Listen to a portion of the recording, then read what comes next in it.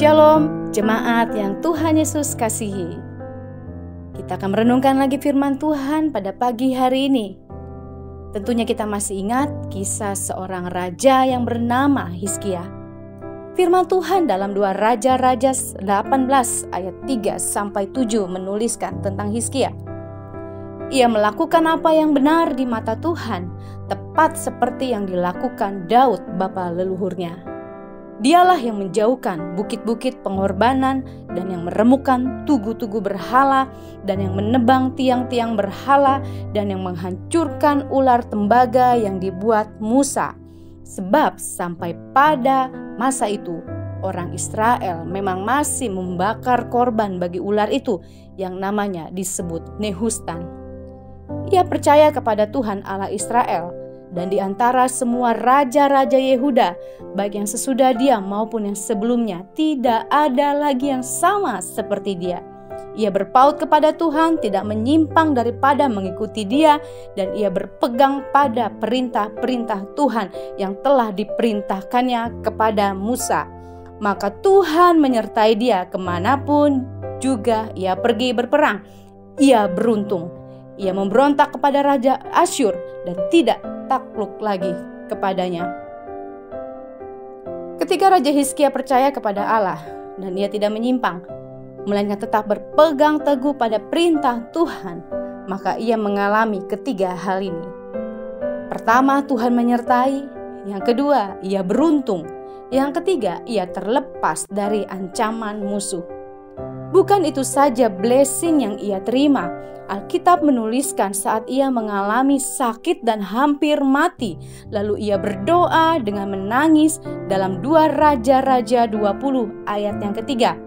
Ah Tuhan, ingatlah kiranya bahwa aku telah hidup di hadapan-Mu dengan setia dan dengan tulus hati, dan bahwa aku telah melakukan apa yang baik di mata-Mu.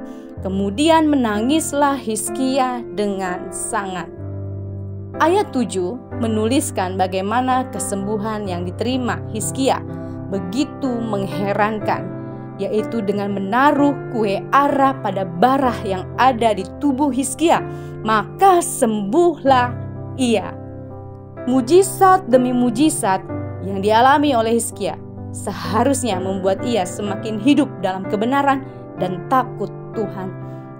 Tapi faktanya ia melupakan semua itu dan lebih memilih membangun hubungan dengan Raja Babel dan membanggakan kekayaannya.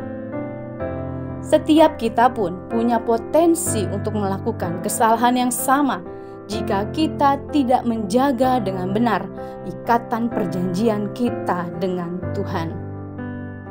Dalam 2 Raja-Raja 20 ayat 12 sampai ayat 13, ketika Merodak Baladan bin Baladan Raja Babel menyuruh orang membawa surat dan pemberian kepada Hizkia, sebab telah didengarnya bahwa Hizkia sakit tadinya.